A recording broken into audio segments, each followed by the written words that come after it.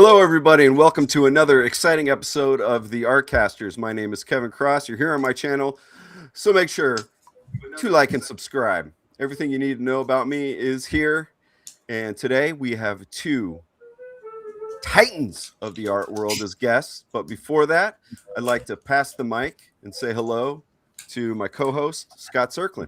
Yes, I am not one of the titans, but I am here, and You are a titan. You're a giant. Okay. I was looking for my book. I always like to hold up my book, but I don't have it with me. But if you want to check out my comic book, it's called Young and the Dead. It's a kids versus zombie adventure story. Just think Goonies meets Night of the Living Dead. I also have a YouTube channel, which you can find some of the other episodes of Artcasters on, as well as my series, Making Comics 101. Soup to nuts, everything you need to know about making comics, and it's totally free. So check that out.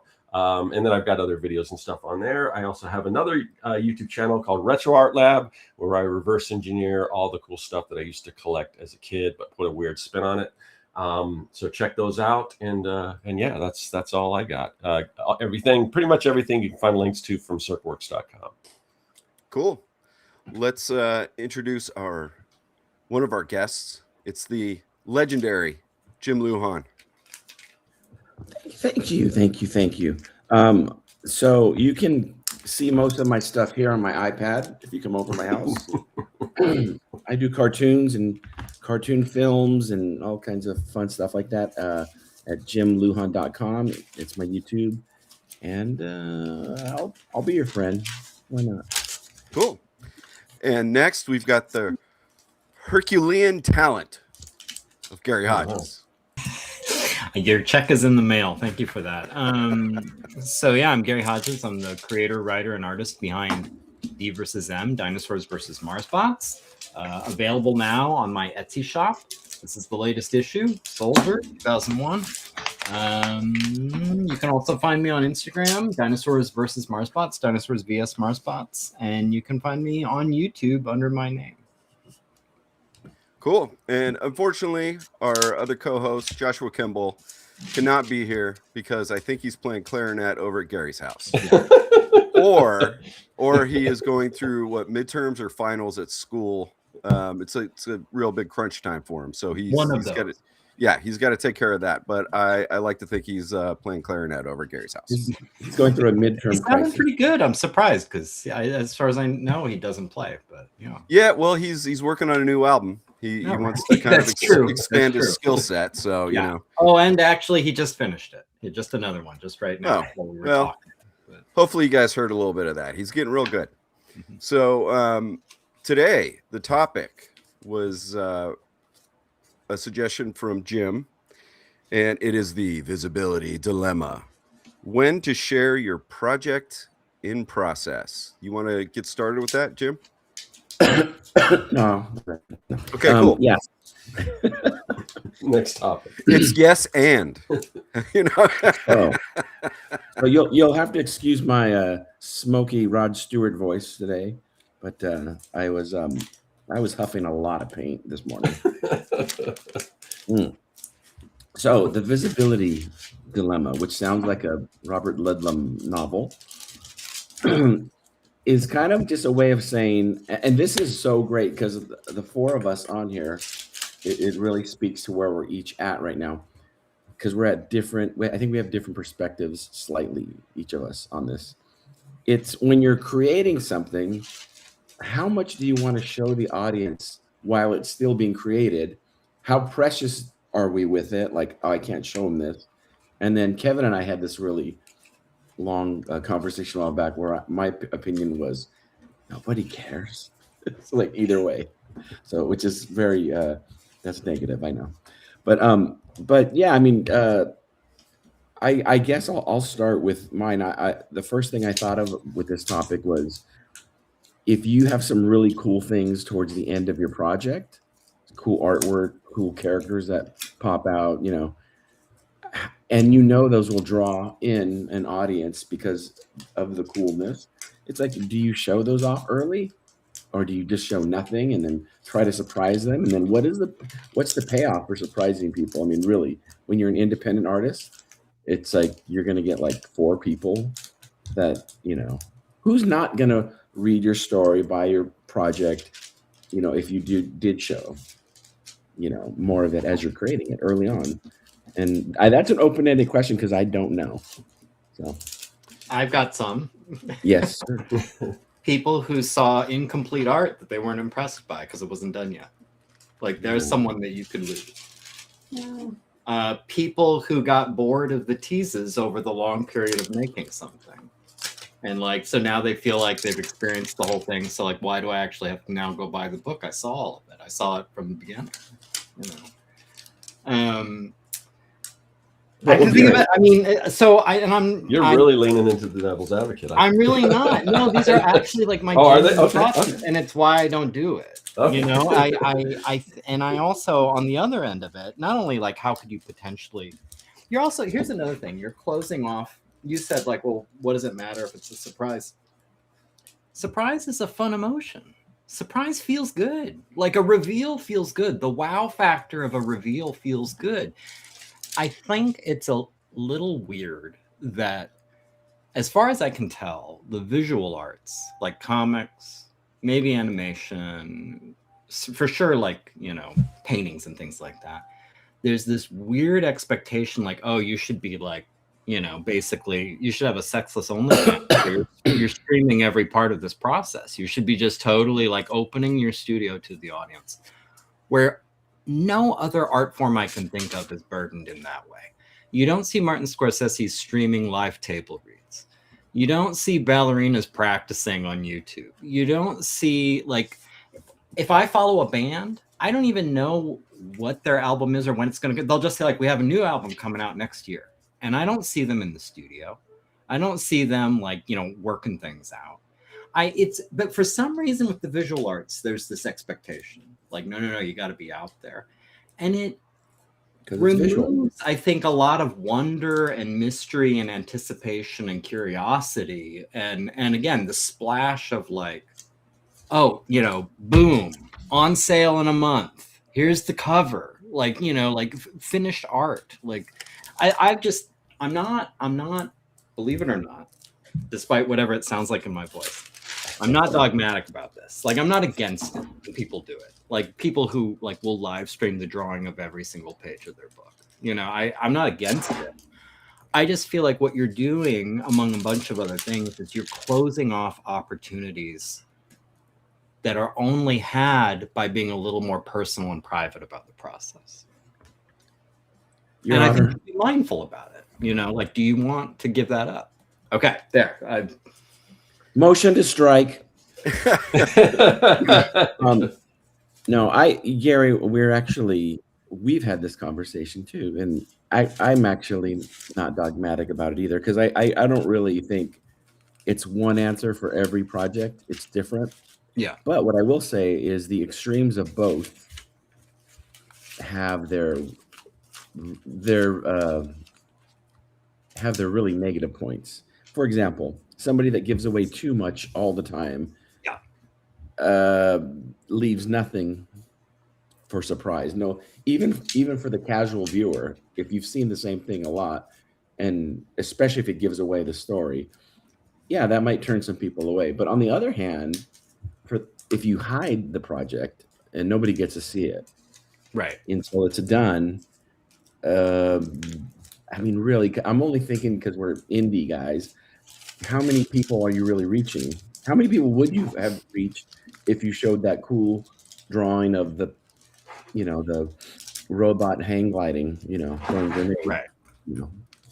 I would find that, and this is something we've talked about. I won't name the artist because I think it would be me. But you turned me on to an artist channel where he puts together these beautiful videos talking about his process all the time. Wait, Scott's right here. Don't. No.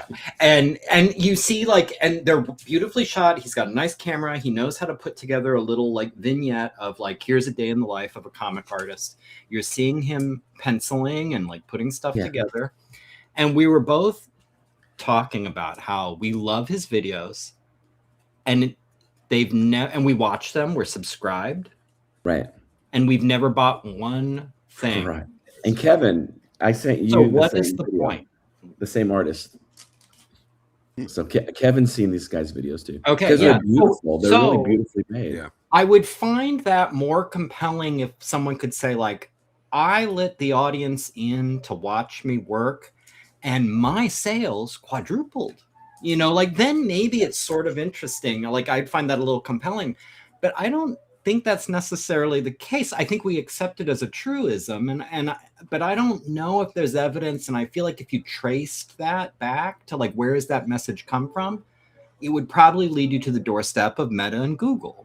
I think, Because, you know, like, they like that you're putting content on their platforms for free. But, like, does it translate to sales? And I don't know. I've tried it both ways. I've been a hermit in a cave with my work and come out and said, like, hey, there's a book coming out. Here's some videos talking about it.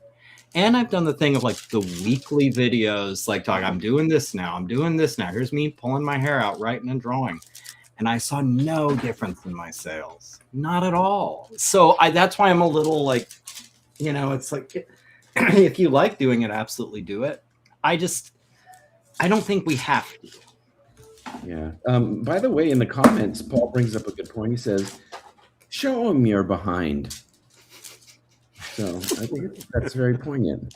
I think he means behind the scenes. Yeah. I think that's well. Yeah, it is Paul. Paul. So yeah, That's true. But I mean, well, first of all, I mean, I think it's anecdotal if you're just judging off of whether you or Jim bought this person's stuff. But yeah, that would demand, you know, further exploration, I guess. But I mean, back to what you were saying about even like film and stuff. I know when I was, you know, maybe this is even before the internet, but I know when I was, and obviously there are things like trailers that come out, and look at the Right. things that they do at comic conventions to prep people for these movies that are coming out. You've got Right. all the fan base trying, maybe the director's not sharing stuff, but there's a fan base probably building around whatever film this is. When I was a kid, you know, I would read either Starlog or Cinevestique or Fangoria or something like that to see, and they would have little things on upcoming movies and things like that, and that helped me get excited for it. I remember Aliens in particular, when I learned that movie was coming out, and I was probably there day one or tried to be, but so I mean, but I don't know. I mean, haven't always been the best at sharing my process, but as far as me with this project, I'm really making an effort to kind of change that, and that's sort of I've been sharing a lot of my preliminary designs and stuff as I talk about topics. But as I move forward, I want to kind of dive even not just on, because basically the videos I've been doing lately is I'll put the camera on while I'm working on a sketch, some designs for my comic, and then I'll just talk about something, a topic that relates to other artists and you know, being an artist and everything that goes with that. But as I go on, I do want to share more about my story. And I mean, I'm not going to lie, I do worry a little bit about oversharing, but then again, I'm also trying to kind of push myself, because I really think if I build anticipation around this by sharing what it is, because so far, I mean, I've talked to Jim about my project and he's been really interested. Even Gary, who's not really like a hip hop head, he seems to be interested. So far, everyone that I'm sharing this with is interested in it. So to me, that means that I've got something here, and the idea is to get more people talking about and sharing it. And, you know, I'll hold some stuff, you know, close to the chest, I'm sure. But like one thing that I filmed like yesterday was just me doing, I think I even have it here, like a mind map. I mean, and there's a lot of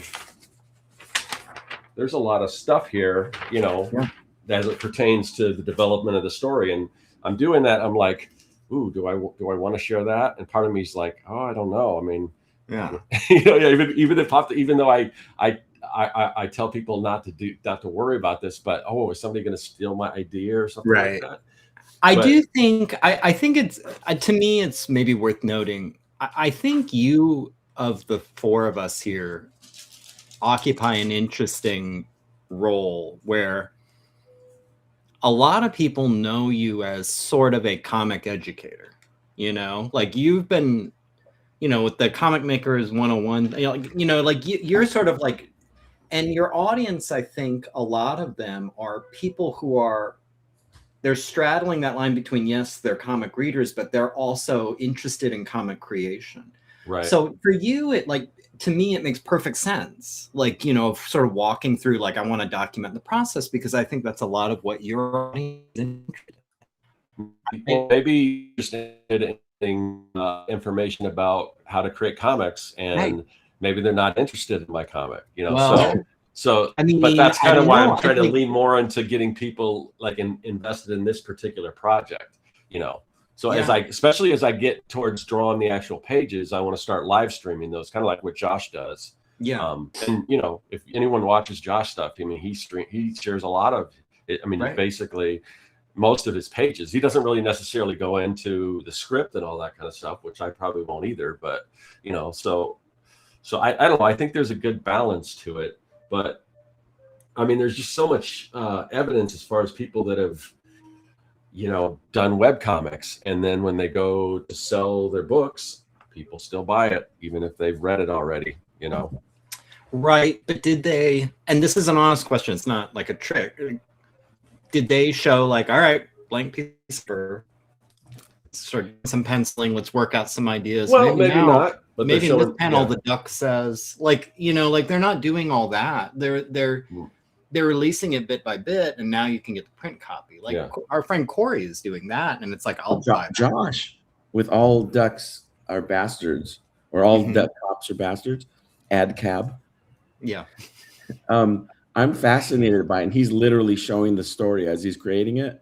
Yeah. I will probably buy that because it looks I great. will too. Well, I'll buy anything he does regardless. But it to me, that book seems a little more of an experiment. Like he's doing something he's never done before. He's doing it in a different way. And it's almost like, to me, it's fascinating that he's just kind of writing as he goes. And it's like, and that, so yeah, I don't know. It's interesting. I have a confession. So, Kevin, we're not even really on the air right now. This is all just a ruse because I want to see your damn cartoon. I want you to show me all the behind the scenes stuff. Wow. And I'm dying to see it. And Kevin, I'm sorry. I didn't know that's what I was being dragged into. I'm sorry. I'm sorry we tricked you. So, well, I don't know what to say. No, so showing stuff while it's in progress is something that I've thought about a lot. Because back during the 100 Days of Making Comics, I think I showed too much, and it's not the only reason, but it is one of the reasons why I lost interest in the project, because I felt like I was telling the damn story already before it was even out. Listen to this guy right here. Like that's, I mean, actually, let me just piggyback. It was occurring to me, like, I think we all, if you're an artist, you're trying to put work out there, you're actually releasing stuff. Whether we like to admit it or not, there is a big urge to share your thing. Like, you want people to see it. If you're doing that, that's powerful fuel. You're bleeding it off if you're kind of like going like every step of the way, showing like you never get, I think you want to be holding on to that and use that fuel as motivation to finish so you can show it, not to like bleed it off as you're going. Right. So I'm taking that 100 days thing, which I did, I think 600 days actually.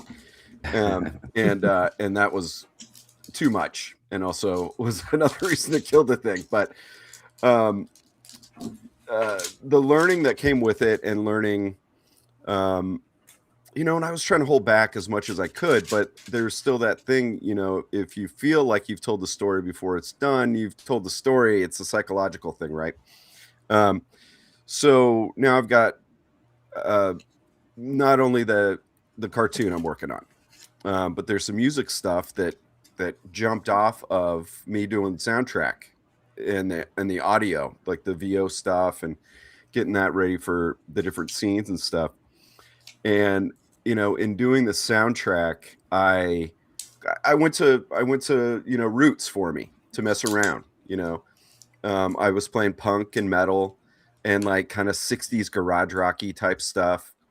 And then going like, oh, I like that. And then I would slow it down, or I'd play it with a different tone, because it's largely spaghetti western soundtrack, and and see what fits and some didn't, but I was like, that's a sick riff. I gotta remember that, write it down.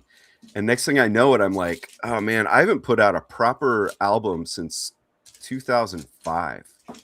I'm ready to put out a heavy album again, and this time I want to do it without a band, so there's no compromise. So I do want to share some of that. And then with the cartoon, I do want to share some of that too. But I think my approach is, because the old days of my YouTube channel used to have tutorials and all that kind of stuff. I'm completely disinterested in doing that at all. I would rather be a motivator and an entertainer than an educator at this point. And that's just, I guess, where my head and heart are at right now. And so I think my approach is going to be to show a little, but tell a lot of the story behind what's going on. If that means anything, like say this heavy, which is probably going to be something around like a hardcore punk crossover thrash album, really aggressive. Most people are going to hate it. But I think the interesting thing is that can be taken to any kind of project, musically or creatively, is the story behind it, the thought process, the what led to this point, that kind of thing. With the cartoon, how I have it set up, I want to start doing some videos that are a bit behind the scenes, but not in hey, I'm working on, I just got finished with the audio, all the audio sound, from music to voiceover to sound effects, everything like that for scene 2. I finished scene 1. I'm moving on to that. I want to make it more to fill in the story, because the idea I have is a motion picture. The time I have is a short. And so that's why I'm presenting my cartoon as a 1960s spaghetti western grindhouse trailer. And so I have this idea where I'm going to fill in those gaps. The scenes go in order of what the motion picture would be, and I'm going to start filling in like the story and the lore that goes behind it, starting with everything's a big mystery. What is this? What's going on? And then kind of build onto that. And then as I get into, there's so much to it. I have to still do background stuff like that. You might see glimpses. You're keeping it fun for yourself. Yeah, I'm trying to keep it fun because, like I said, it's like the story and the entertainment is more keeps my attention these days. It's not the nuts and bolts. It's the fun behind it. So I have this idea for telling the story, where when the cartoon is finished, it's going to feel like what I've done there with the finished cartoon. There's the whole story, and it's almost like a multimedia thing at that point, because the story I build came from the idea of wanting to write a book. So I'm going to basically think of that as my book version of the film, that doesn't exist because you're just getting the fake trailer. And you get the book, or you listen to me, whatever. I don't know if I'm actually going to produce a book out of this, but you get the whole story. Are you going to release any animation tests or any practice experiments or anything? Yeah, kind of like I said with the backgrounds, I'm thinking there might be like a mention of some progression, and then a quick clip. One thing I've struggled with, I'm doing this is also for fun, is the title that I've been calling it is Agent Peppermints. It's not the name of the cartoon. And this just goes back because I like old Hollywood, and now that I'm old, Hollywood from when I was a child is old now. So I do like when Jaws and Return of the Jedi and these kind of big productions would be called like the Lollipop Friends, so that no paparazzi or anybody would show up. No paparazzi showing up here. I am not popular at all. So I'm doing it just for fun. So there's the idea of like having this whole package to go with it, like even like maybe shirts that say Agent Peppermint's production crew, something like that, because I know that those, and this would be just for fun, even just to make, because I don't expect people to really buy the stuff, but just for fun to have, because you would see these shots and they would have the Lollipop Friends, satin jackets back in those days. I'd love to have a satin jacket. But just stuff like that, just kind of a nod to things that I appreciated growing up and that caught my attention and things like that. And things, I've also read Fangoria and a little bit of Starlog, mostly Fangoria and Famous Monsters of Filmland, things like that. But so the thing too about sharing, I for me, it's figuring out how to do it in a different way than I didn't before, and to make it more engaging. Because at this point, I'd rather, have my YouTube channel, be more story based and stuff.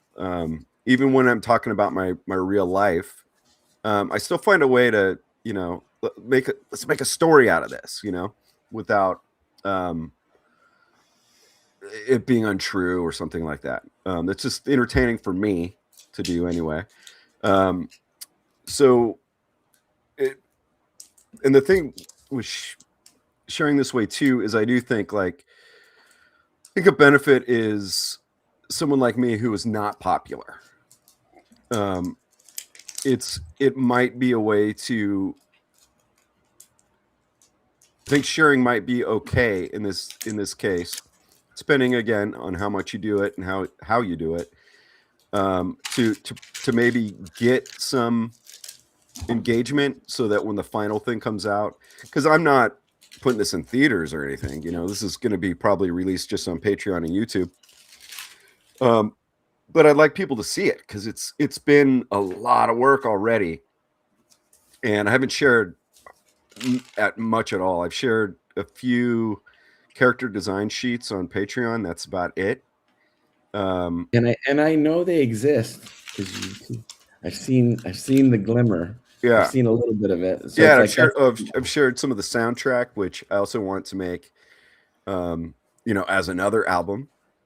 The original Agent Peppermint's original soundtrack or something like that. Let me ask you and a specific. One more thing, because and then because I have one more point about sharing.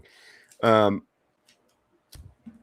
think at some point when I said like being, small potatoes and hopefully getting some interest along the way. I think at this point being small, I think it's fine to do. An example I'm thinking of, because I watch, music's a big thing for me. So I watch a lot of these music news channels and mostly around underground or alternative or punk or metal.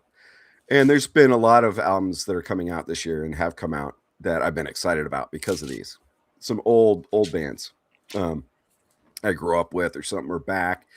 Now, there's a band that I got to watch in the very beginning, back when I was living in, the East Bay of California, or Oakland, Berkeley area, going to Gilman Street. And Neurosis, I don't know if anybody's familiar with Neurosis. They're kind of started off as like kind of a more of a punk band, but heavier, almost metal. Then they kind of became metal, and then they're considered post metal now, which whatever. They're just a heavy band. And they've been around since the 80s. And there was a time, Neurosis has a new record out. Neurosis has a new record out. And last week, without saying a word, they dropped a new album after years and after a bunch of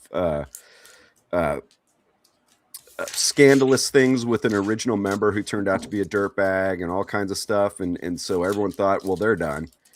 And they just dropped a new record, and it is one of the best records they've ever done. And it just surprise came out, but they got huge. And so in that case, I think, yeah, be quiet.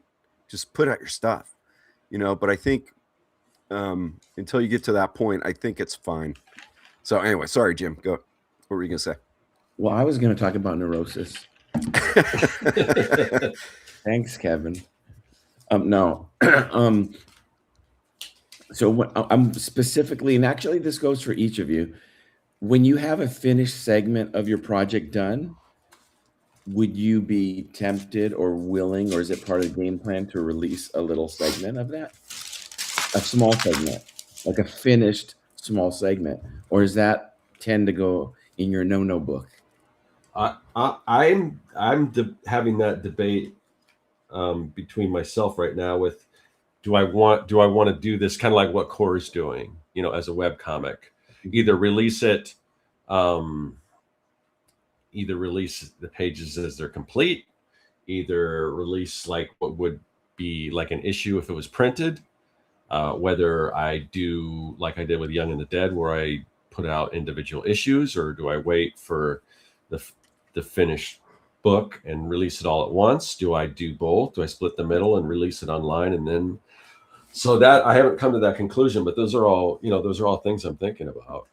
And I'm leaning more towards letting people read it before it's complete, you know, kind of like what Core is doing. That's awesome. So, I kind of hope you do. I think my answer. I don't have to buy it. Then I can just. Yeah, you screenshot it and make your own PDF. Well, and the other thing is, when I do release it, I want this thing to be awesome with tons and tons of extra stuff that you're not going to get. So and a hardcover.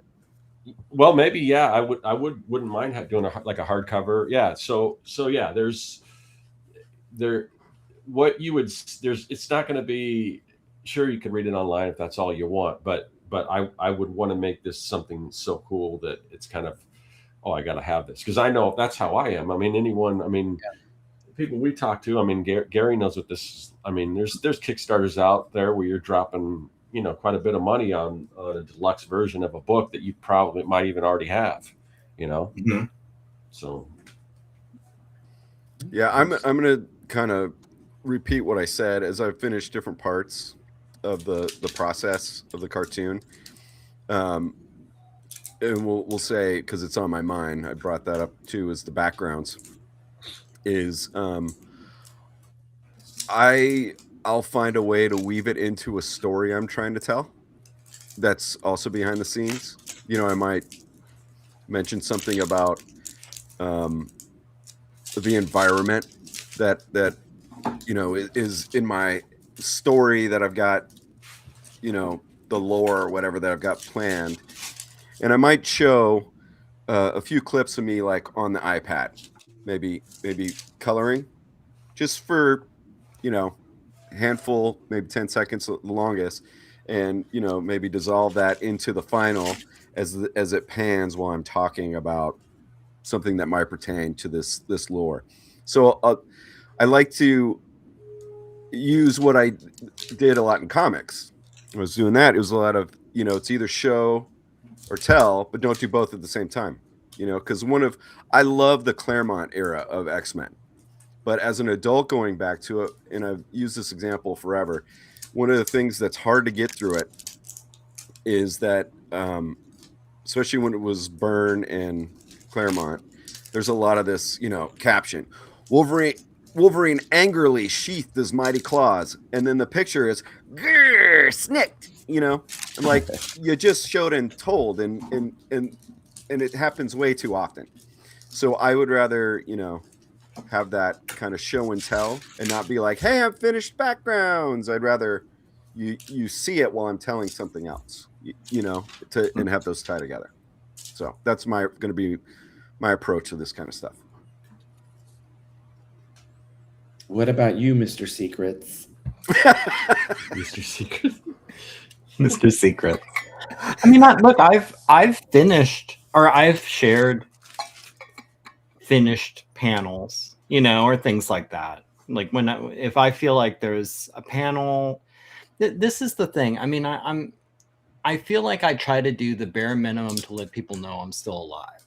And I have to admit that sometimes my motivation for posting, and I'm saying this with a degree of shame because I don't think it's a great motivation, but sometimes my motivation to post is purely I'm looking at my Instagram and realized I haven't posted in 4 weeks. So I should post something, Shameful secret. What I don't like about that is I feel like it's coming from just the wrong place. Yeah. It's like it's this purely social media, on the hamster wheel thing of like, oh no, I have to have a thing. I have to have another. It's time for another thing, and it has nothing to do with my process, and it has nothing to do with the art of making art, and it has nothing to do with, the way I would like to roll out my work to an audience. It's just this. Sometimes it's just that gets in, but when I do share, whether it's out of some weird obligation to the social media gods or like feeling like, oh, this panel turned out nice, and I think it's, people might want to look at it, which is a better place to come at it from. To me, the bottom line is it's finished. Like that it's very curated and thought, like it's very considered. Like I'm sharing something that I think is ready for prime time. And that I'm not just, and again, I'm not judging anybody else who does this because everyone needs to do whatever is enjoyable for them. But for me, it's not enjoyable just to share every element of like, here's my thumbnail. Here's my, here's me tapping away at, the script. Here's the latest draft. Here's like me like working out page layouts. Like and some of it is just I'm very protective, and you guys, who've known me for a while, this better than anyone. I'm very protective of the creative process for myself. I think where the rubber meets the road, the most important thing is that it's enjoyable and satisfying and rewarding for me. And preoccupying myself even this much. It's why I don't do live draws. It's why I don't, I never do like, here, let's watch me draw a page and screen record. Anything that takes me out of the process makes me enjoy it less. And therefore it's like, what's the fucking point? Like why if I'm not enjoying this, if I'm not finding this rewarding and interesting and like a creative exercise, why am I even bothering? Like there's better ways to make money. There's better ways to get attention online. There's better ways to do a million other of these things. Like I want to enjoy this. And ultimately it's just, I don't find a lot of what I would consider oversharing enjoyable. So it's just, and I think if I have one good quality as a creative, I know, like, as soon as I get a sense of like this isn't serving me, like this thing I'm doing, I can drop it in a heartbeat. Like I'm just like, well, I'm not going to do that anymore. I didn't like how it made me feel. I'm not going to do it anymore. That's how Gary is with our friendship. It's true. It's why I haven't talked to Jim in 18 months. Gary, this is the other reason we have this show today. It's not being recorded. Yeah, to come back because I won't return his calls. Yeah. Yeah, it's not just the visibility of the limits. And I feel like I want to just qualify. Like we have friends who share every element of their process and they seem to enjoy it. So it's totally cool. I feel like not only is it not cool for me, I just, especially like I saw Dylan in the chat saying like, oh, this is very relevant because I'm trying to figure out how much to share. I think I just want to be the voice that says whatever level you're comfortable with, even if that means none of it. None of it done is fine. I feel like there's a lot of energy of like, oh, you gotta be out there. You gotta be hustling. You gotta, it's like you don't. Like you really don't. Like finish your thing and then pop it if you want. Like, or set up a camera and stream 24/7, whatever. Like find your thing.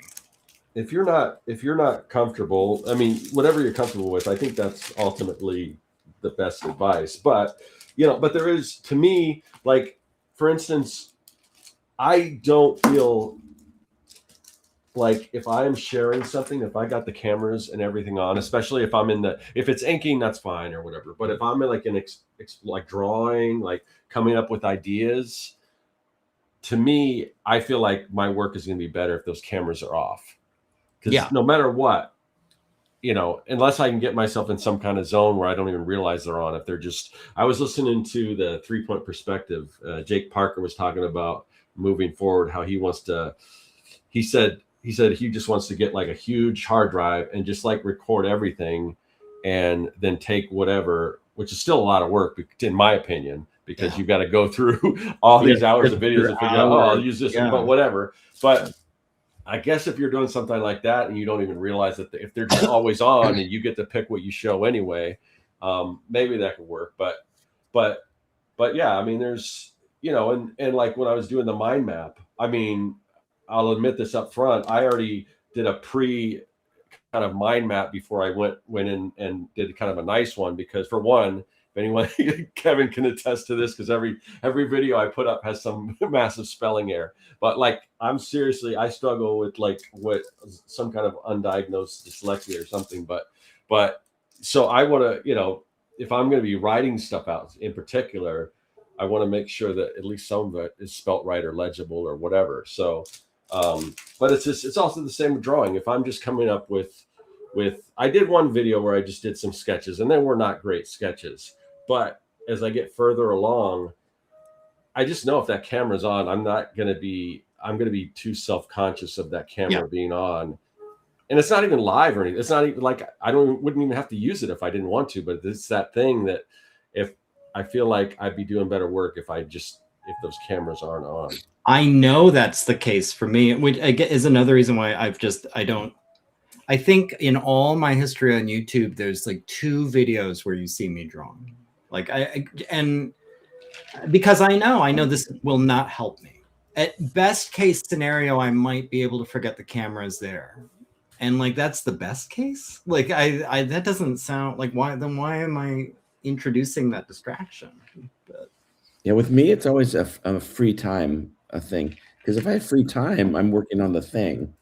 So, and which goes to what Gary and I have discussed this before about why we don't market our stuff more, because we're using the free time to work on the stuff. Right. We're making, collective parents. But I got to name 2 people that, okay. So with this whole topic, there's 2 people that I think do it right.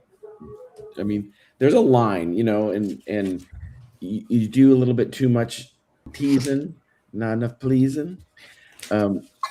You're gonna. Did you say squeezing?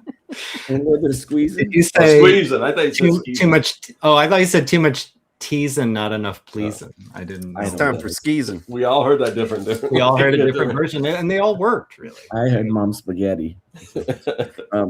But 2 people that do it right, I think, are Josh with his live stream, because Josh does it with a really high confidence where he's like, I don't care. You can look to see how the story ends as I'm drawing it, because I'm doing it in minute, like I'm doing it in what's the word? Like he's just doing it a little etch at a time, for a big canvas.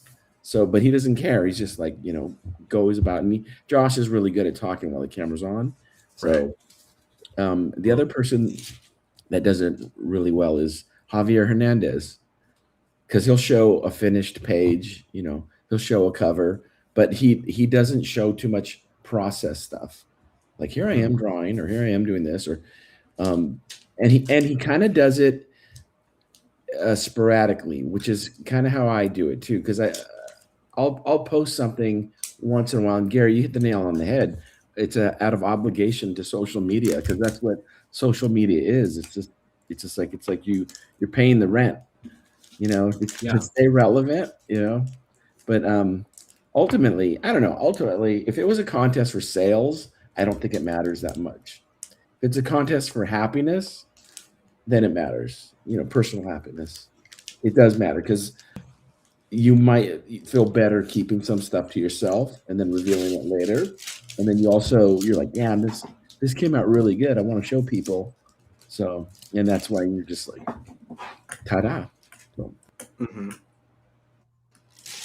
So, Jim, you did that series for a bit. How's my movie? Or yeah. Hey man, how's your movie going? How's your movie going? yeah, that's right. Yeah. So, kind of going back to your question a bit ago, is that kind of how you would plan to share more projects moving forward, like you did there? No, that was a year, over a year. It was like a year and a half project. Yeah. So I knew. So I knew. Here's the other dilemma. If you have a long project and you hold it to yourself the whole time, you're going to go a Sahara desert of content with nothing out there.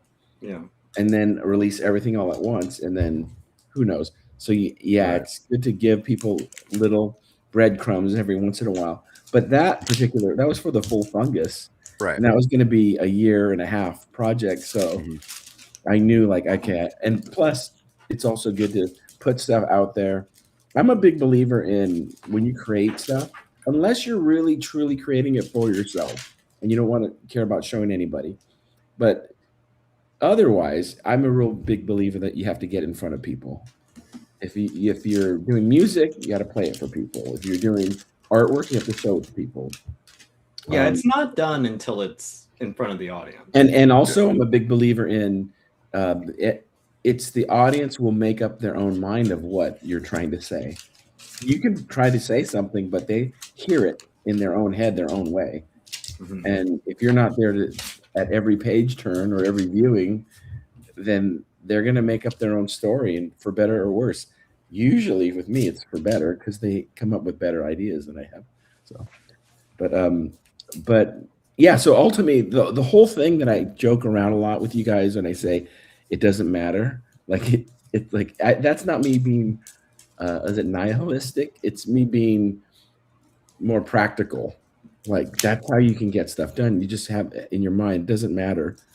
You know, it ultimately, if I'm happy, then that's really all that pretty much matters. Yeah. You know, in court that doesn't work. No, it doesn't. I've tried. No, trust me. Yeah. But otherwise in life, it works really good. Also, doesn't work at a traffic stop either. Like, no, it doesn't. Yeah, it just like, yeah. It just Or felt a youth swimming pool, right. funnily enough.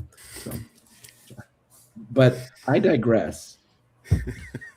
So I was going to touch on something, and I got brought up a little bit, but so if it's not a matter, if it's more of a matter of, yeah, you're not sure if you're really ready to share publicly, and it's not, you know, for whatever reason, but because I know out of the four of us, three of us have Patreons, and I know Jim, you share you share some of your process stuff, and Kevin shows previews of videos that he has coming out and things like that, and things that he's working on. So that's, I mean, that's another thing is you can also keep that and try to, you know, just for the, because if you don't want the whole world to see what you're doing for whatever reason, that's another option to let in a few select people that are really interested in it and are even willing to drop a few bucks. Yeah, they're giving you check money. it out.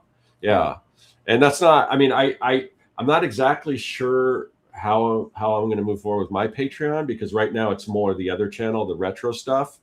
I do want to try to integrate what I'm doing with my comics. And if that's the case, I'll probably show like some previews and things. Right now, I don't really do that. Right now, the rewards are basically whenever I put out a video, whatever project I work on, you get kind of the art files for that project. But so that's something if I can figure out how to do it, is split that Patreon, you know, kind of into two, if it's possible, if I don't upset everyone. And it's not like I have a ton of people following me on that, but in that case, I would, you know, I would like to share even more of that behind the scenes stuff. But what do you guys think of that as far as just sharing to a select group? Because it's not really totally public. It's like on if you do a Patreon stream, like the guys at Making Comics, they'll talk about this. Well, we won't talk about this in public, but if you're on our if you check out our You'll get the whole Patreon, story. you get a little more in-depth stuff that we necessarily wouldn't put out there. You know. So what I've shared, excuse me, for my comic, for my cartoon so far has mostly been, I think I shared kind of a teaser video just to show people on Patreon, everything's in kind of those red silhouettes and stuff. And then I eventually put it at the tail end of my videos and stuff like that. And that was kind of satisfying because I felt like, oh, here's a hint, because the character design for the Agent Peppermints, who is not named Agent Peppermints, is done, and it's killing me because I'm holding that back last out of everything. And then there's a couple I'm holding back because I have videos planned to go with the lore. But there is something that's satisfying about being like, hey, I did this. Here, it's on Patreon. There's a very, very small crowd there, but at least there is that psychological thing of someone got to see it, Yeah. Didn't you so- share the mayor design?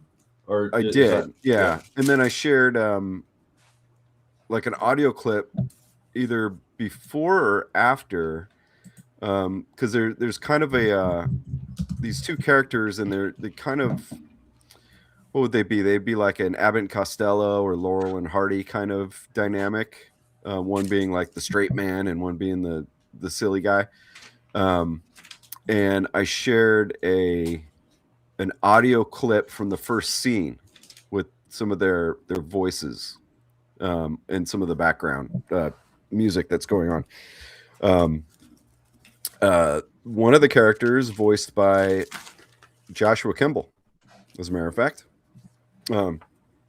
So I shared those two character designs, and somewhere before, in between, or after, I can't remember, is when I shared their voices, but just in a very limited form or a snippet, I guess. And I think just enough so that the patrons get a teaser, I think, of where the cartoon is going. Whereas, here and maybe on some of my videos, I just say, hey, I've been working on spaghetti Western music. Guess what's up? Guess what's happening? And they can see on some of my videos, when I post that thing with the silhouettes, they see that someone's wearing a cowboy hat and has guns, but it's all done in these red silhouettes against a black background. So, hey, you can, okay, it's a Western. Kinda, but not fully, it's something else with Western clothes on, kinda, or Western costume. So, but there is that kind of satisfying being able to throw bits out to somebody. And like that character design, the main character, I'm gonna have to hold on to him for a long time. Well, I just happen to have it's a drawing right here. Yeah. And then that, because it's gonna have to get to a point where it'll be like, and here's the character, and here's the name of the thing, it's almost done, and blah blah blah. It's gonna be some big reveal, probably a year or more, hopefully not more from now. But in the meantime, building up that background lore as my sort of behind the scenes videos is going to be fun. It's really helpful and rewarding to have a public know that you are working on something. Yeah. So they have some sort of familiarity with it when it comes out. Right. And a lot of people won't. A lot of people, it'll be their first time seeing your project. But for those people that waited and they say, oh, it's, it is rewarding. And on Patreon, I've discovered something too. I used to do like blasts of a bunch of photos or, scenes from the films I'm working on, 10 pictures or whatever. And I found, patrons, close your ears. I found that when you just post one picture at a time and let it kind of simmer, you get more mileage off of that. It's like it's weird. You get more according to the stats and everything. More people look at it, and it's like less is more in that case. And I don't know. I think as a patron to some of you on this call, that means a lot too. Like if you post one, etching or one thing, rather than a smorgasbord of stuff. That's a little Patreon tip coming to you from your Uncle Jim. Well, Kevin, at the end of your videos, don't you, when you pitch your Patreon, don't you mention that your project's in production and everything? So it seems like you're kind of using it as a way to get people sort of behind the scenes. Yeah, look, right? I almost make that seem like a trailer in and of itself, because at the very end of it, I try to use a movie voice, and I rated R, so. I still say, and I mark my words, Kevin Cross will one day make an amazing live action film, because you got some serious skills putting film together. Well, I'll tell you, thank you very much, first of all, but second, what a nightmare, because so I started off, real summarized version, it just, loving art and story put together, being cartoons and comic books in particular. And, I parlayed comics into even, a job for a while, and then had my own stuff and mini comics. And so that was, awesome to do that. And then sharing on YouTube. And, I don't know that my stuff is really that good, but it was terrible, just absolutely garbage. And then through the years, I started figuring out stuff that was more engaging for me and more entertaining for me. And then the ability to make cartoons how I wanted, because when I really tried back when we were doing Ghettomation, I was trying to do that stuff in Flash, and I hated it so much I gave up. Yeah. And I just ended up making that one Monkey Mod cartoon. I tried to make it look like or feel like a Hanna-Barbera intro from the 60s or something. And I fucking just hated it so much. And I didn't have, I just kind of threw my hands up. And I was like, I guess this isn't for me. And now I've got everything right here on the desktop to make a 4K if I, whatever resolution I want to, feature if I wanted to. Just right here. I'm looking at everything right here. But anyway, all that stuff, YouTube became this thing where I felt like it's kind of going back to the whole, I guess maybe not thesis statement, but the theme of the video of this art stream is that, I got to share. And then next thing I know I start like, well, let me do this little thing here to make my videos less like, hi, my name is Kevin. I don't like working as a freelance illustrator. I want to be an independent comic book creator. I'm making my own 30 minutes a day, Hey, and what's just up? saying, hey, what's up, guys? Yeah. What's up, nerd fam? But this is Zach. And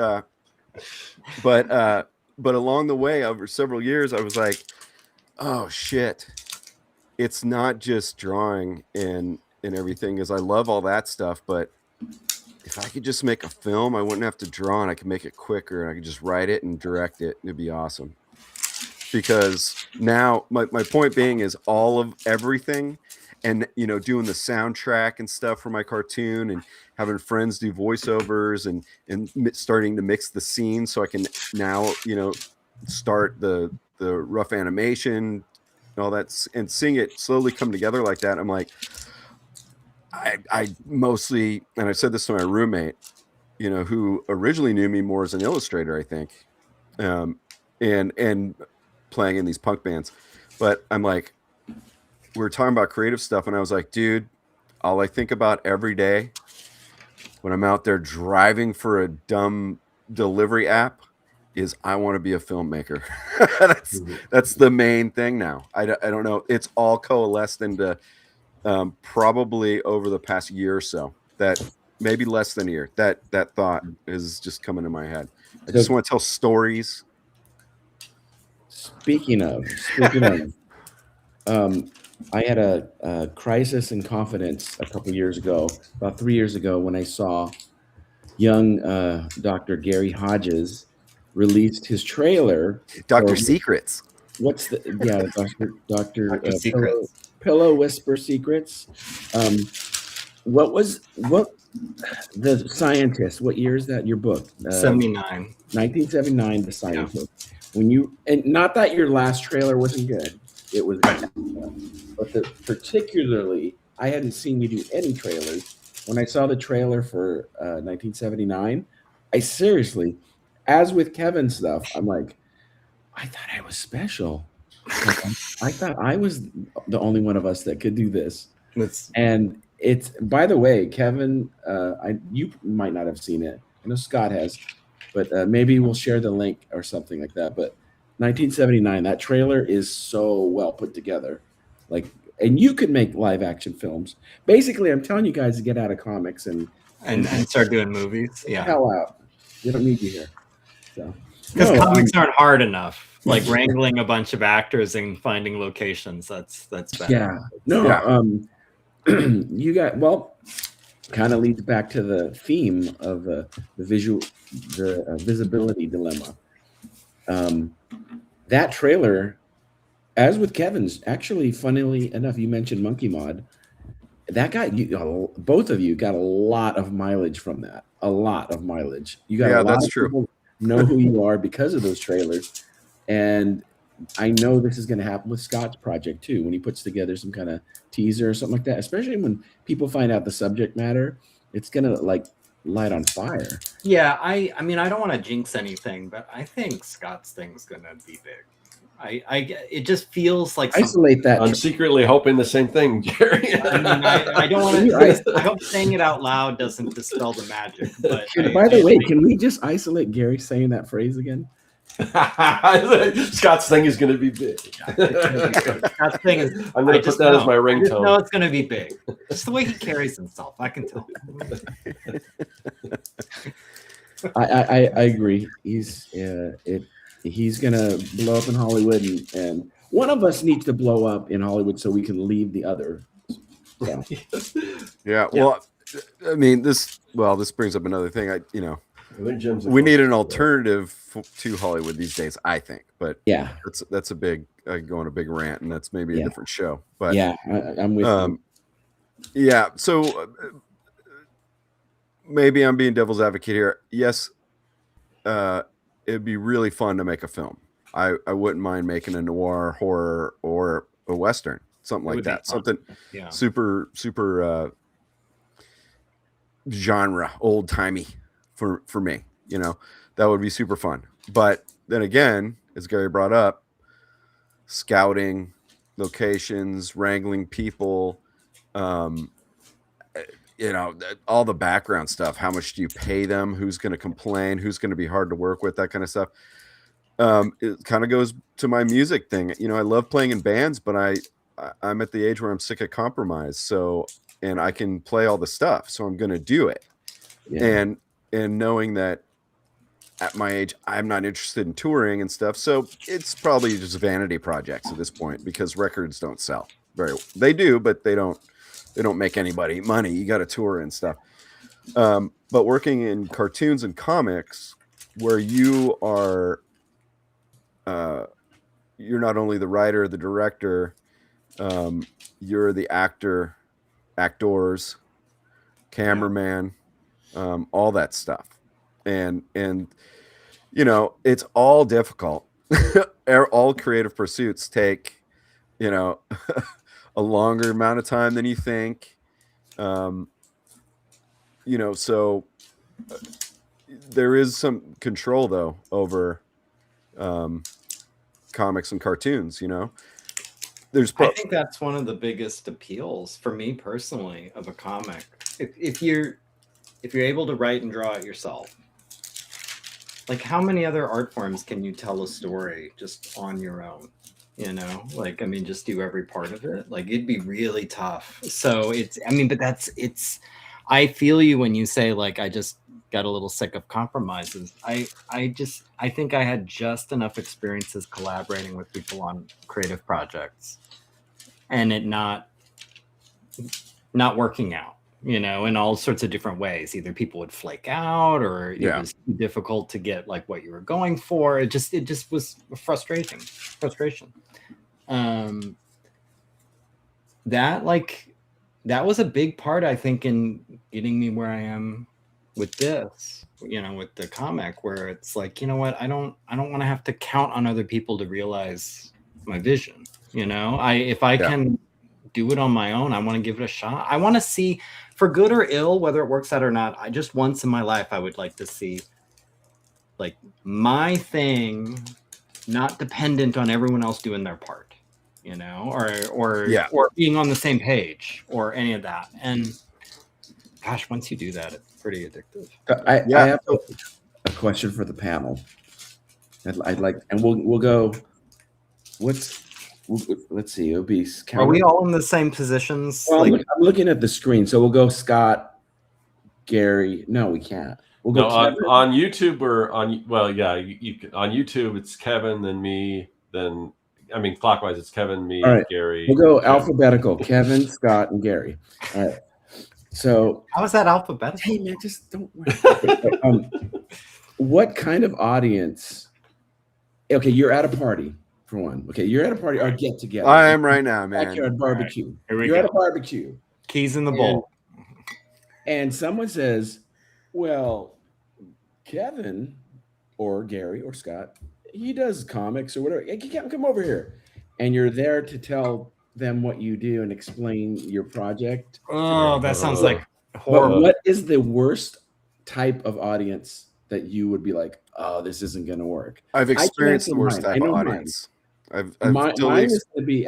It's surprising. It's going to not be like, you know, a bunch of hillbillies. You know, it's not. It's going to be people that are really deeply into like anime, because they're almost into animation. I'm horribly disappointed by what you're telling me, because it's really not anything I'm interested in now.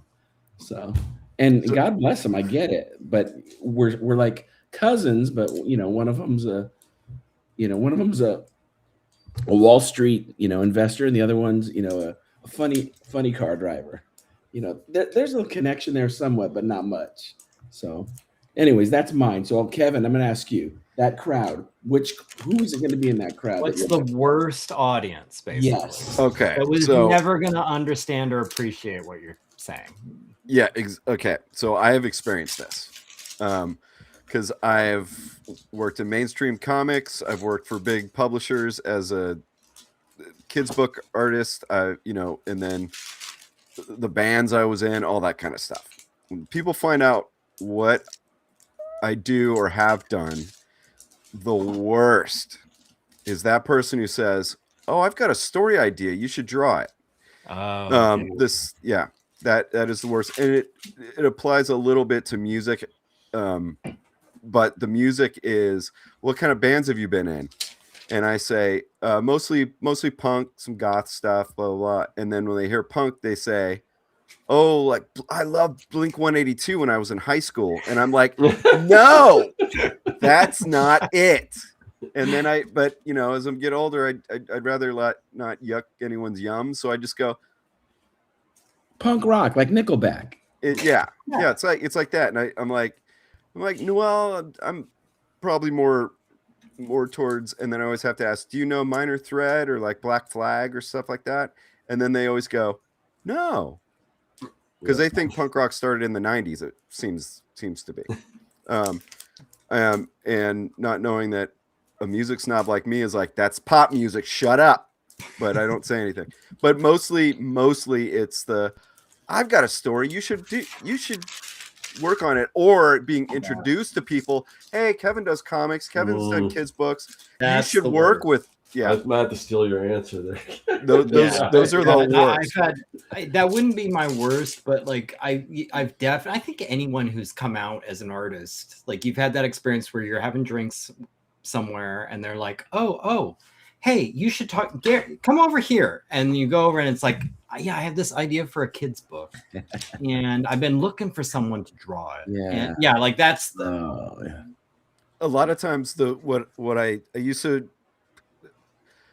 kind of put up with it, you know, when I was younger and try to be as polite as possible. And um, now I kind of say things like, "Oh, great, my page rate is," Yeah. and Yes. then cut. that shuts it down. That Yeah, shuts that's it down. not bad. Yeah. Yeah. And what about family? Are they? Do you find them? Are they genuinely interested? I was actually going to joke when I was going to answer, like, the worst audience for explaining my work would be my family. Like, but no, they're not bad really. To me, like, it's not anything specific. If I picture a room full of like 65-year-old white women, you know, like, and then Now we're it's like, talking. you know, like, Gary, tell them what you do. Tell them about your comic. Like, I think I would just fake an illness and leave. I don't think I would, like, it's just, I don't even want to start. I don't even know where to go with that. Yeah. For family, did you want to answer the first part, Scott, before I go into my family answer? Well, yeah, it's I mean, I do like your answer, and that honestly, that I would probably just say that because, like, the person, the mom that's written a great idea for a children's book or whatever, I always have the patented answer that well, now I could just tell people, oh, you can do that with AI, you know. Yeah. But I just, yeah, I mean, because I just say I just kind of just stick to, I've got my own story and it takes up a lot of time, and I unfortunately I wouldn't have time to work on that, which is true. But It's true. but I can't, I mean, anytime you have to explain, try to, like, when people ask what you do, I hardly ever know what to say, because, like, for one thing, I do so many different things, and it's not like I usually start with artists, and if they dive deeper, maybe I'll say, well, I mostly do comic stuff, even though I do more than that, but just because people know what that is, sort of. Yeah. But it's if it's somebody who somehow I know that they would be interested, I'll talk your ears off about it. But otherwise, I don't want to really get in that conversation, because you kind of have to try to explain what it is, and everyone's got a different idea of what art is, or a comics. You do comics. Oh, you mean like Little Mermaid, or, you know? No, more erotic. Or you do stand up. You do stand Are you up. familiar with Yes, hentai? that would be, even if I did that kind of stuff, that would be even harder to do. Although it probably would cut off the conversation. Yeah. I just thought of another, listening to you, I thought of another way to cut it off, especially in having worked in kids book publishing. Another good way is like, oh, who do you have, an agent, or who's your agent? Because it's such an agent based to get your any little toe in the door. You got to have an agent. So that's also another thing. Ooh, you know, shut them down. Anyway, as far as my family goes, my brother, I only have one brother, several cousins. None of them care at all. And if I go to family functions, someone always says in like a really degrading way, "Are you still doing those little funny books?" or, you know, something like that, as if like, and it's always kind of done with like a real, like, "Oh, I'm so sorry. Are you eating pet food?" Right. You know, yeah. that Are kind you of stuff. still using? Are you still like? Yeah. Right. Yeah. Yeah. You look a little sallow. Yeah. What is that, a track mark? But my mom and my dad, when he was still alive, were very supportive, like extremely supportive of all the creative stuff. I know that they brag, or, you know, my dad did. My mom does. Brags about, because I've got a lot of feathers in my cap that sound to everybody like, oh, he made it. Yeah, I know. Meanwhile, I didn't, because I worked for big companies and stuff. Yeah. You know, I didn't make it to where I'm not worried about bills every month or anything like that. So, but there was, I could tell that my mom just hates the music I do, because this is many years ago, but an album had come out of my band, hardcore punk rock stuff.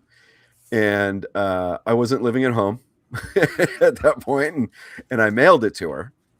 And you know, I asked, "Hey, Mom, did you get the album? Did you get the record I sent you in the mail?" And we're talking on the phone, and I think she heard it as, "Did you like the new record?" Which is not what I asked, because I didn't expect her to, you know. And she likes stuff I like. She likes the Beatles and the Kinks and the Who and stuff like that. Which some of that stuff I would say is some of it's proto punk, really. But you've got me playing, like, you know, 250 to 300 BPMs at the minimum, and, you know, super distorted guitars. Everyone's yelling, and all she said was like, "I did really like the language." All of this sounds like how Jim reacts to my books. Every time I didn't really like the language. yeah, it's like it's very violent. Yeah. Well, I can't read, for one. So. There's a lot of words. But, you know, I'll tell you, like, when I used to play shows and I was like up a lot higher on the bill, and these like younger bands or newer bands, people I liked, people I knew, but didn't care for their music. You know, you're in a scene, you still want to support people. You want to support the scene and stuff like that. And some people would be so like, you know, if my band was more popular, they really wanted, you know, "Oh, thank you for letting us on your show. You know, what do you think?" And you know, I remember this one particular band, we would joke about it, and we'd be in the background like, "Well, God, you guys wrote some songs." You guys play? My golly, you were up there for 30 minutes playing your own music. Look at you guys up there. Yeah. Doing it. Wow. Yeah. I'm glad you guys are doing your little comic books still. Yeah. They're cute. Yeah, it's very cute. So is that what you're getting? How about Leanne? What does she say? Jim, you're my husband. That's it. No.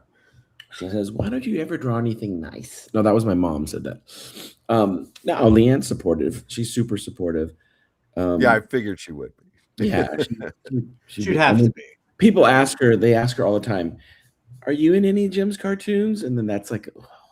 Then I like, no, you know. But she's like, "I don't know. Am I?" Yeah. But that's another thing too.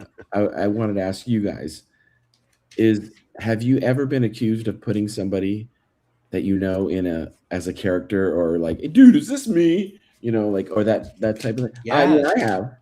I have. Yeah. Go ahead, Gary. The very first D versus M.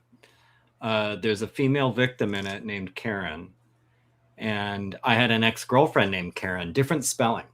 And she was sure, she reached out. She was sure it was like some suggested, like, "Oh, this is some kind of a weird," like, it hadn't even occurred to me. It literally hadn't. But she was pretty hot about it. She was kind of like, what is this? Why is the dead woman's name Karen? So now I really think about the names. I really go through. It's like, do I know anybody by this name? Yeah. Yeah. Well, I've got a character in my cartoon named Lou Jimbo. So I think about the names too. Doesn't sound familiar. I don't know any Lou's. No, actually, I want you to do a voiceover. So, and I'm not settled on that character's name yet. So maybe he will be Lou Jimbo, which might be fun. I'm in. Hey, speaking of Kevin, real quick, I'm sorry. All four of you guys, speaking of sharing, all four of you guys are in my next project already. Oh. And locked in. All right. All right. I want to hear more about that, but go for it. People, characters in comics or anything like that. I haven't had anybody think that I was doing anything about them. In music, however, I have about 2 or 3 times. One time is the others I kind of recall. One I remember very well. I was pretty young. and very feisty, angry, chip on my shoulder about everything, and a song I would not write today. But the song was called Doorknob Girl, about this girl I knew. And she came up after the show. I think it was a record release show, but the record had come out like a week prior. And for some reason, the college radio decided to play that song. And so she heard it on college radio, on UC Berkeley's radio channel. And Doorknob Girl. And they played it a few times, and she heard it a few times. And she came up afterwards, really pissed off, and asked me, "Is that about me?" And it was. Totally about her, and it was not kind. And she wasn't the greatest person, but I would never do something like that now. And I said, I was probably 20 or 21. I said, no. Of course. Yeah. Course.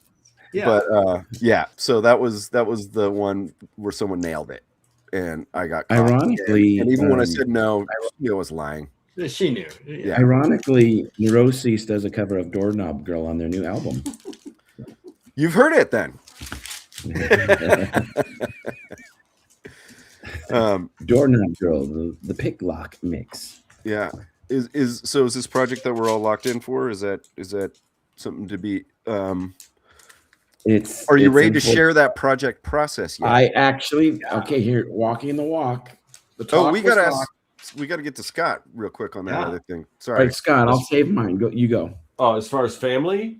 Or no. If anybody's accused you of like no, because I don't.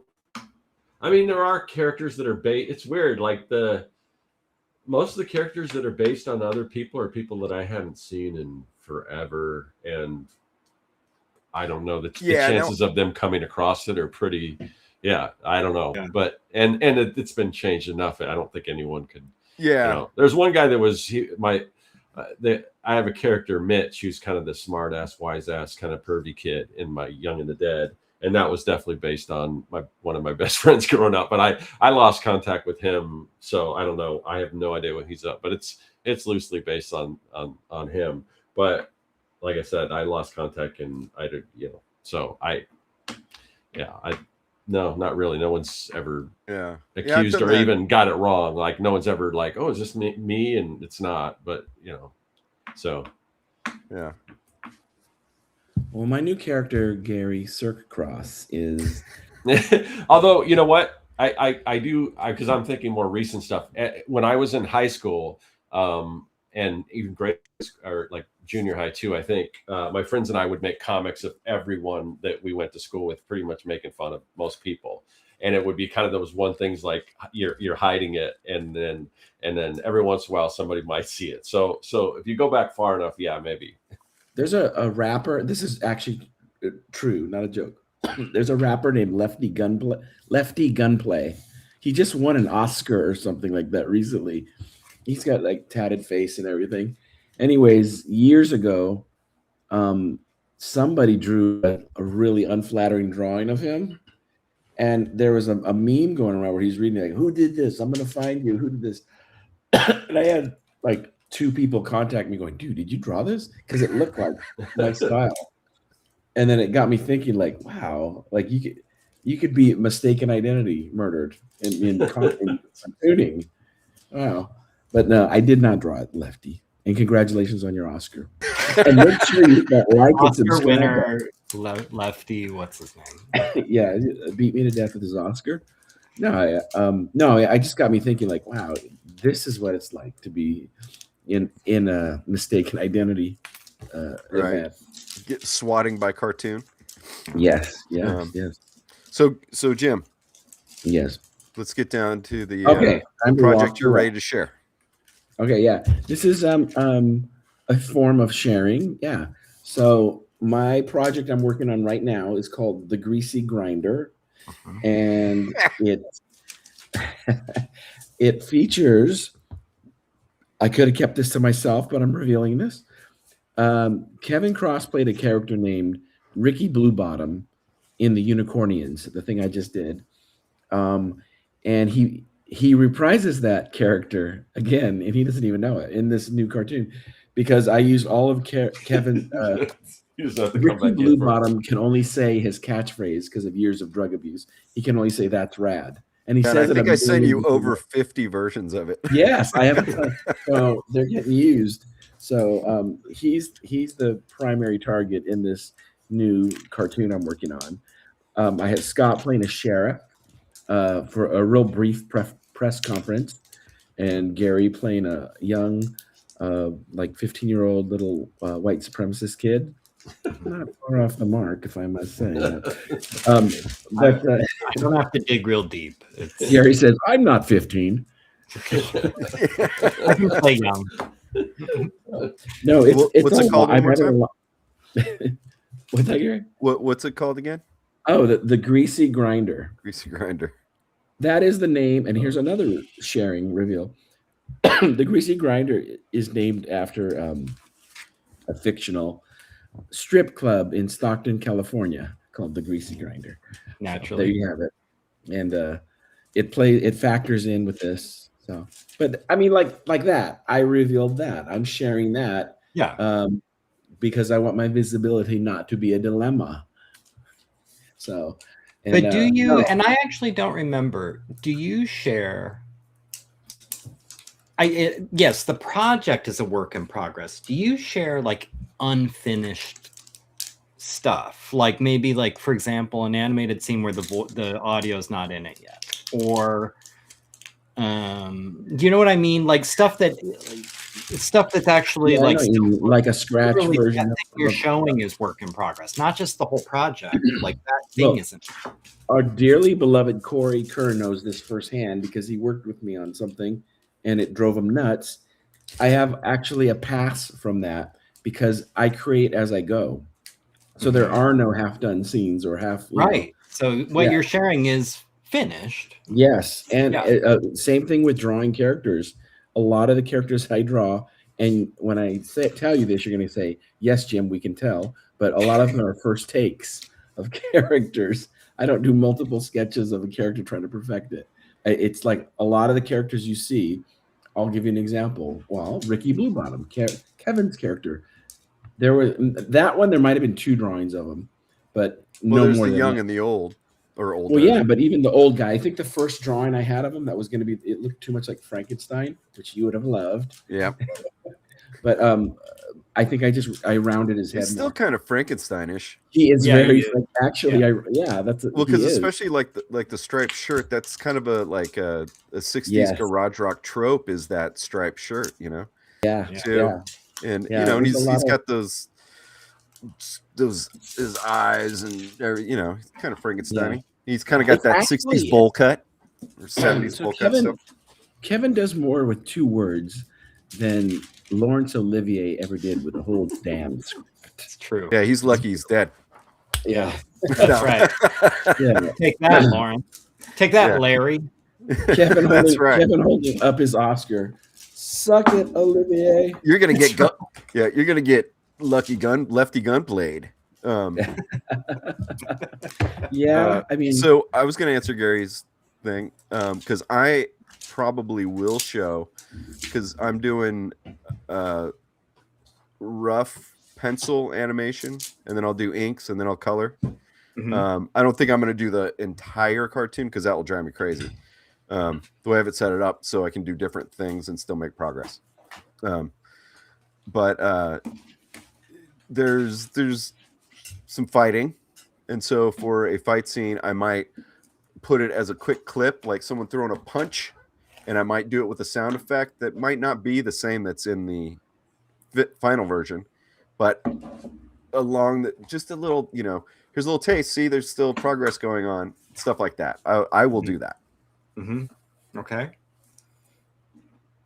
And Gary, you do the Willy Wonka thing. You say nothing. You get nothing. Nothing. Good day, sir. Like I said, I'll share if there's like a finished panel I'm really happy with that I think is a non-spoiler, like I might drop that on the Instagram or something.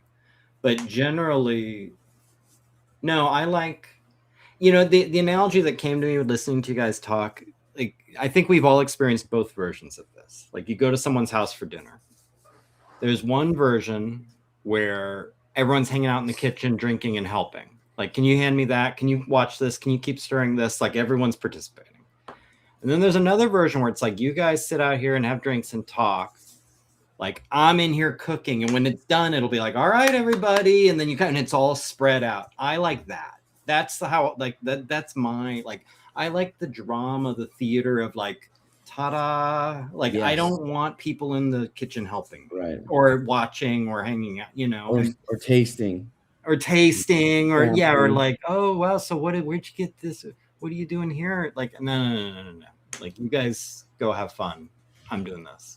But it's to the point that whenever we have Gary on the show, I have to like, okay, I need a thumbnail. But Gary doesn't have any art I can use. I know. I always have to pull something, like, which I'm happy to do, but I always have to like, oh, I'll give you something. But I know you're not gonna be able to find it. We haven't even touched on like it's not really, I don't sit and sweat it. Even though I'm very anti-AI. Sharing your stuff, it's now just grist for the mill of the AI machine, like online. Now, I don't that's not affecting me. I can imagine some people saying like, I don't want to put stuff online. But that would happen. I've seen artists say that. So whether it's a process thing or when you're finished, except for if you're like Gary and you just refuse to put it out digitally at all.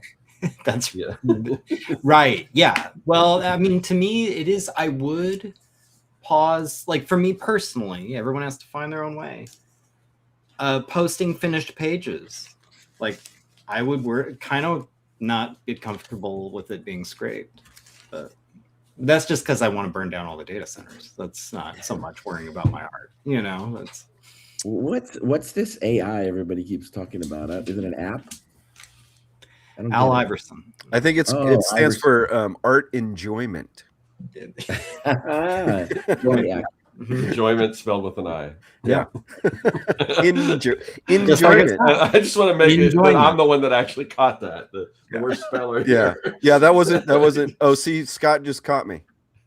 Scott just caught me making a misspelling joke. All right, so that's two. Explain the joke. It's better when it's explained to me. Yeah. Scott misspelling Circlin. I couldn't even. Yeah, see, that's another one. Guilty as charged. Whoa! Just dropped my microphone. I'm so excited about that. But before we go, sorry, go ahead. I just want to say before we go, this has been the greatest sleepover I've ever been invited to. I know. I'm sorry, I peed the bed a little bit. Speaking of Mr. Secrets, I can't wait until we turn this thing off and I can tell you guys some secrets. Because that's my favorite thing is to cuddle and tell secrets at night. I hope it's who you have a crush on.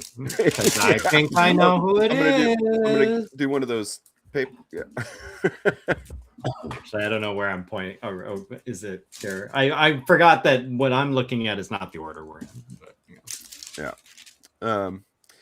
Well, we've gone past the 90-minute mark. We have. Yeah. Is it anybody got any final thoughts before we wrap it up? I'm just thinking of you. I think we approached it from a few different perspectives, and I guess it's up to everyone watching and the people in the chat to make up their mind. Now we've confused you even more because we have no definitive answers, but hopefully we gave you something to think about. Well, so let's. It's like it's like any other process video. Yeah. It's like you got to find the thing that works for you, and I think that's to me is the important message to put out there to people. Is like you don't feel. First, don't feel bullied by me. Like, oh, why are you doing it? Stay pure. Stay. Care about the process and shut everybody else out. Don't necessarily listen to me. Also, don't listen to these people say like you got to post every goddamn thing. It's. You don't have to. You really don't. But Jim, it looks like you got the gas face from that. You got. I'm thinking about how much I truly love AI and using it to create everything. Yeah. And I'm a little pissed right now. Okay. No, absolutely. You know, it's funny when we first got on the air, it sounded like Gary and I were going to be foils on this, but actually we're kind of on the same page. No pun intended.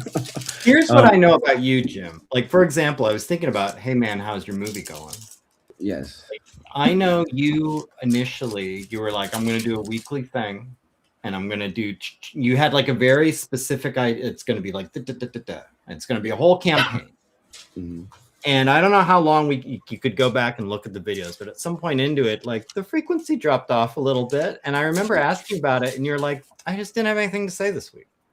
And like that, like to me, it's like that's a healthy relationship with it, because I think the fear is like, now it's this thing, it's this machine I gotta feed. You know, I committed to a video a week. Now I gotta do a video a week. Like that's well, it's the attention economy, right? Yeah. So as the one person here, I think that has committed to a video a week. Yeah, you're doing it. I'm trying. I wrote this. It's not easy. I wrote this whole. Well, I hope you enjoy it. I hope. I love making videos. The only thing that I don't enjoy is it's taking up more time that I want to be spending in my comics. So that's the part. But I generally do enjoy making videos. So. I'm sorry. All I heard was love making videos. What? You love making videos. Yes. Scott's thing is going to get huge. It's going to get huge. His love making videos.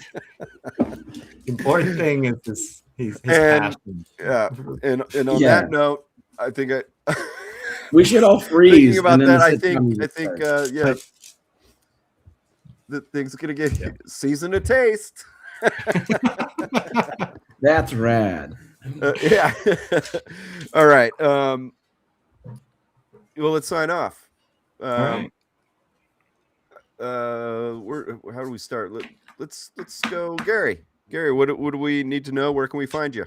You can find me on Instagram, Dinosaurs versus Marsbots, Dinosaurs vs Marsbots. You can find me on my YouTube channel, which is in the little subhead under my name there. Both those have link trees that will take you to my Etsy shop, where you can buy any of the current issues of D versus M, Dinosaurs versus Marsbots. There's 4 issues out. Sci-fi horror, eyewitness accounts of a top secret war that they don't want you to know about. Check them out. Cool. Jim. Catch my stuff on Animation Plus, which is now, if you Google Animation Plus or go to their website, their live stream is on their website now too. So you can watch the channel live. It's not a subscription fee either, is it? There's going to be some features, artist chat live and all that stuff. And there's some big, cool news coming up next week or the week after. I'll let you guys know. I don't like to share. Cool. But, I'll go before Scott, because Scott's got the last word about sign up for a mailing list and stuff. You are here at my channel. Everything you need to know about my creations, my artistic output is here. So after we're done here, I put out a video that could use your help. So please go like, subscribe, and comment. And with that, I'll pass it on to Scott. Yeah, definitely check out Kevin's video. It's great. And check out. You can check out some of my videos, which surprisingly I had a video that's doing pretty well. Last week it was like no one's watching my video. I can't understand YouTube, because honestly this video is like no one's gonna. This isn't even as good as the last one. No one's gonna watch it. Anyway, Scott, I hit the hype button on your video. Oh, you really got that? Okay, well, yeah. All right, how much do I owe you? You're welcome. Okay, thanks. Okay, so yeah, check out my videos on either one or both of my 2 channels. There's Cirqueworks Art Labs or Retro Art Lab. And besides that, go to cirqueworks.com, where you can find my comic book Young and the Dead. It's a kids versus zombie adventure story. Just think Goonies meets Night of the Living Dead. And I want to thank everyone in the chat. Thanks for showing up. Thanks for keeping the conversation going there. And besides that, I want to let everyone know that the way this show works, We're usually every single week, but if you go to either one of our channels, you might not see, or you may see like every third video. If you want to see all the videos, what you want to do is join our mailing list. And what that'll do is that'll alert you when a new video comes out, because these videos rotate between my channel, Kevin's channel, and Josh, who isn't here. But go to that. You'll be alerted about 30 minutes before we go live, so you know where to find us. Also, I have a playlist on my channel that I think is updated, where you can watch the videos on Kevin's and Josh's and my channel, all that stuff. So, but definitely join that mailing list. Yeah, I guess that's it. Yeah, I could have done that more concise, but go ahead. Sorry. All right, one more time. The link to the mailing list is down in the description below. Josh should be back next week, and we wish him good luck with his exams. Whatever he's doing at school, I hope he gets better at clarinet soon. So we wish him all the best of luck with that. And yeah, thanks again for watching and hanging out in the chat, and we'll see you next week.